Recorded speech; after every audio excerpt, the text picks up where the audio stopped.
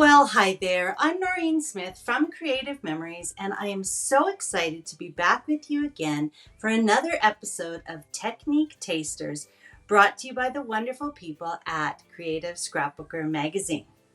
Now, today we're going to make this layout, which is a very spring-focused layout. And in particular, we're going to learn how to make this cute little watering cans border. And this is going to be the perfect border to accent your spring pages filled with all of your beautiful spring plants and flowers in your gardening adventures. Now, even though this is a spring page, I'm actually using our annual collection, our collection that is featured all year long, and it's called Noteworthy Days. And the great thing about this collection is that it features a wide variety of blues and greens and beiges and browns, and it's going to work with so many of your photos throughout the year. Not only are the papers great, but we have two collections of stickers. We have our clear title stickers, and you can see that all of the seasons, all of the months, many of the holidays throughout the year are featured in this particular sticker pack. And then we have a 6-pack of stickers that has fantastic icons and images that are going to work for each and every month of the year. So you can see that we've got some beautiful little springtime icons and titles, and that's what I'm going to be using in addition to the watering cans border to make my Noteworthy Days products really feel like spring. I'm going to talk about the flowers when we get to them. So let me clear this away and let's talk about how to create this watering cans border. So I'm going to be using a variety of papers, and obviously I'm not going to be using all of each of these pieces, but I'm going to, really spread out the colors to give that spring feel. I've got a nice little white and blue grid for my base page. Then I'm going to layer on some pale blue polka dots. And I'm going to be making my borders with a combination of the brown, the distressed blue that's on the reverse side of that paper, this green trellis pattern. I've got an overall kind of distressed green, some canary cardstock, and then a paler green grid. So all of those pieces I'm actually going to be able to use some scraps for. But this is going to go a long way to creating this beautiful layered effect. So let's get started with the border itself. Now, if you've never used the Creative Memories original border maker system, well, you're in for a treat today because we're going to be using two different border maker cartridges. We're going to be using the Picket Fence border maker cartridge, which is actually the cartridge that comes with the original border maker system. So everybody who has the border maker system will have this great little Picket Fence border maker cartridge. And then I mentioned that we're going to be using the watering cans border maker cartridge. And again, all of our border maker cartridges are interchangeable and they work with the system. So it's a nice small little footprint, very portable, very easy to store, and you get so many different uses from each of the cartridges. So we're going to be punching some of those beautiful papers with the watering cans, but let me show you how to use the original border maker system by punching out with our Picket Fence border maker cartridge. The original border maker system features two different components. We have the punch housing component and the paper guide. So to get started, we're going to flip the paper guide over and open up this kind of gray tray. And then you can see that that's where our paper is going to go. So we'll lift up the blue magnetic arm and let's just slide our paper right underneath it until it's in the corners of the gray tray, really nice and firmly. Then we're going to snap down that blue magnetic arm to hold the paper in place. And now, because the paper is perfectly positioned, I can actually go ahead and tuck away that gray paper tray. So now my paper is ready. Let's get the border maker cartridge ready as well. So here's the Picket Fence border maker cartridge. And you can see that on one side, it has these little teeth. That's the side that we want facing out. So we're going to drop the flat side into the housing. And you'll notice that the top pops up and now this becomes a punch. Now remember I mentioned these little teeth? Well, those are going to fit into the notches on the back of the paper tray. So let's go ahead and slide our paper into the punch, and we're going to feel the teeth and the notches sort of lock together. We can go ahead and punch. Now we're just going to move the punch mechanism away, and we're going to slide it up to the next section where we'll feel it lock into place again. Punch down. We'll just move that up again. Just pull out any paper that gets caught. Feed it into the next set of notches and just continue on. And although you might be looking at this saying, well, how does she know where to place it? You can see that there's actually a little manufacturing mark there and all the way along the blue paper guide. So I can just visually match up the two notches, and then I can feel the teeth and the notches on the underside lock into place. So 6 times we punch, and now we have this great picket fence border. So I'm going to take it out of the paper tray, and you can see that this is what we call an edge punch, and it really just punches out the edge of a paper. So in order to be able to play around with it and layer it, we're going to have to cut this off. So I'm just going to get out my 12-inch trimmer, and I'm going to cut this piece of paper so that my border is 1 3/4 inches in width. So I'm just going to turn my paper here, and I do have some measurements on the right-hand side of the cutting strip. So I'm going to use the 1 3/4 mark on the right-hand side and just go ahead and cut. So there's my picket fence border. I'll flip it over so you can see it on both sides. And I'm actually going to save this paper because I'm going to use this side to create some of my mats for my photos.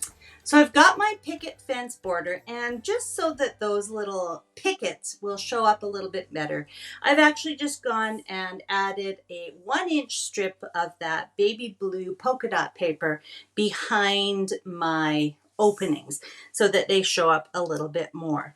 And now let's go ahead and use the system again to make our watering cans. So I'm going to take a piece of the green lattice paper, and I'm going to put it right back into the paper tray just like we did for the picket fence.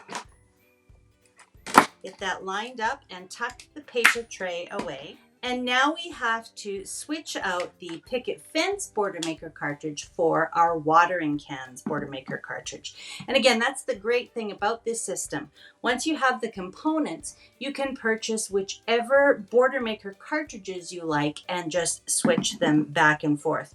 So to get the Picket Fence Border Maker cartridge out, I'm just going to press on the blue button at the back, give it a little bit of a shake, and it will pop out. And we'll just go ahead and insert the watering cans, and we're going to punch exactly the same way. We're going to visually match up the little tick marks on the housing and the paper guide, and then go ahead and punch once everything is locked together. And I'm moving my punch away from the paper because you can see that sometimes there's a little bit of debris that gets punched off, and we don't want that to get caught in the punch itself. So I like to just kind of pull it out to make sure it's not getting caught in the parts that it has already punched. And one more to finish this off. And I'm going to go ahead and trim this one down to 1.5 inches wide by 12. So let me put it into my trimmer, 1.5, and there we go. Now on its own, you know, that is a cute little punch, and we could layer it just like that and call it good. But you know, we have to create some interest and variety. So what I've done is gone ahead and punched 3 more of the watering can borders from the yellow, the canary cardstock, from the other side of that brown paper that we use to punch our picket fence, and also the green. And now I'm just going to cut these apart so that I have some little individual watering cans. And I'm just using my micro tip scissors to cut a bunch off. And so now I have a lot of fun little colored watering cans and watering pitchers that I can add onto my border. And that's going to give me lots of variety and interest. And it couldn't be easier. I'm just going to set my border down here. And I'm going to grab my repositionable adhesive, which is perfect when we're dealing with small little intricate areas like we are on this border. So I'm going to go ahead and just flip over some of these border pieces, add a little bit of repositionable adhesive, and then I'm going to stick it right on to my base border. So here's a yellow watering can. I get the same kind of satisfaction from doing this as I do from fussy cutting. I love seeing kind of a custom look by interchanging all of my different colors and patterns. So I've only done 3 here, but you can see how that's going to really make this border pop. And I'm going to continue on so that I have the entire border covered with all of my different colored watering cans. So there we go. That's the last little piece. And I think I'm just going to cut off these sort of partial watering cans that are on the edge of the borders. And there we go.